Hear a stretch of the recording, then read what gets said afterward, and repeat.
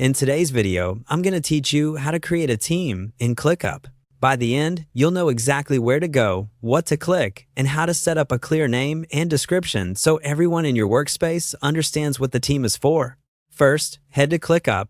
Open the app in your browser or desktop client and sign into the workspace where you want this team to live.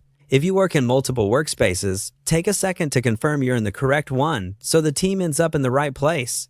If you don't see the options I'm about to show, you may need permission from a workspace admin. Next, look for Teams in the left-hand sidebar. Depending on your layout, you might see it listed plainly as Teams or grouped under a People or Settings area. Click that to open the Teams hub. This page shows any existing teams and is where you'll manage them going forward. Now, find and click the Create button.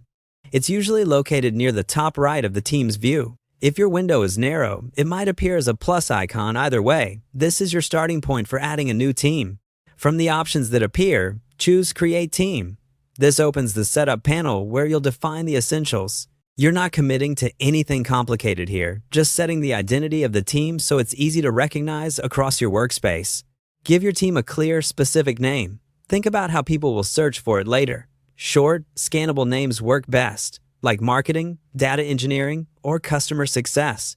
If your organization uses naming patterns such as department, region, or project, quarter, follow those for consistency. Avoid abbreviations that only a few people understand, and try not to reuse names that could be confused with existing teams. Add a concise description that explains the team's purpose.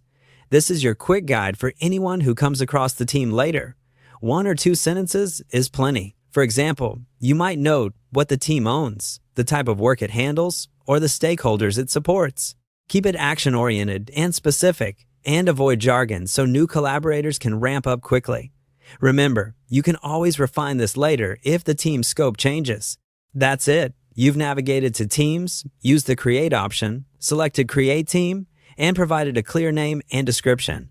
With this foundation in place, your team will be easy to find, simple to understand, and ready for your workspace processes.